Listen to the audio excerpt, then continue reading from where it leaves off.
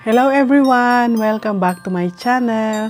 And thank you so much for watching. So for today's video guys, meron akong mga i-haul na nabili ko.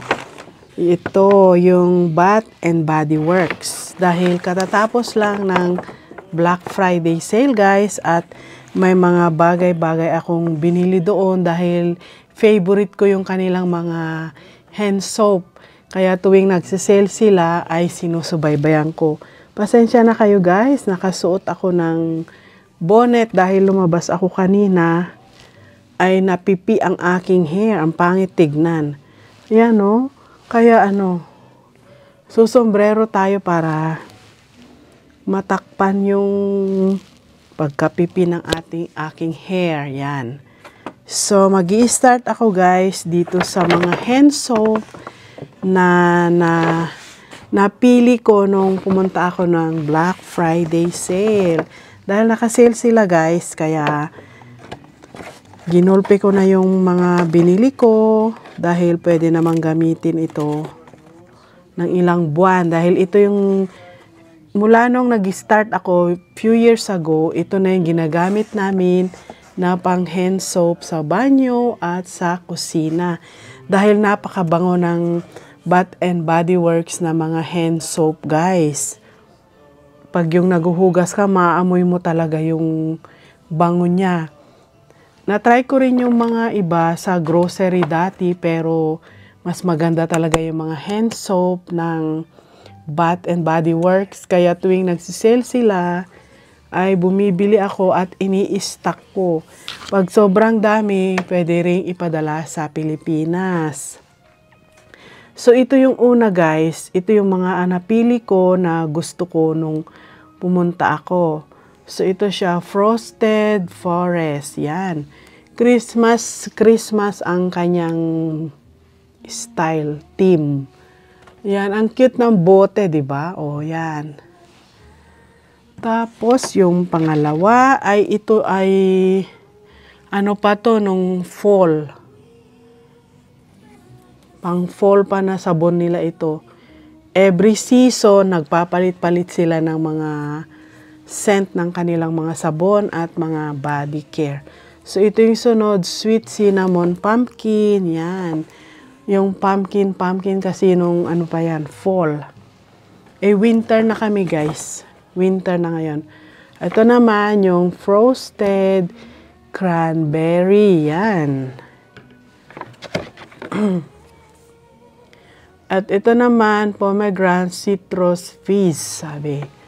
Ayan, Christmassy din yung style nito. Meron siyang pa-Christmas tree. Diba, pag linagay sa banyo or kusina, kahit ito pa lang parang, maganda na yung pagka-aesthetic, para na siyang decoration sa banyo at sa kusina. At ito naman yung Winter Candy Apple. Ayan. Cute, red ang kanyang bote. So, meron akong 2, 4, 5, 6, 7, 8, 9, 10, pero ginamit ko na yung isa.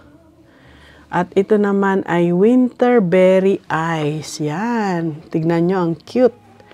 Purpley ang kanyang bote. Yan. Yan siya, oh. Ang cute, diba? Yan, kaya gustong-gusto ko itong mga hand soap na to. At ito naman, Tis the Season. Yan, Christmas talaga. Yan. Maganda rin itong pangregalo, pandagdag panregalo. Or ilagay doon sa stocking, ganon. Strawberry Snowflakes. Yan. Ito naman, pink. Cute ng kulay. Yan. Ayan guys, yung mga sabon na hand soap na napili ko nung pumunta ako. At meron din akong kinuha na body spray.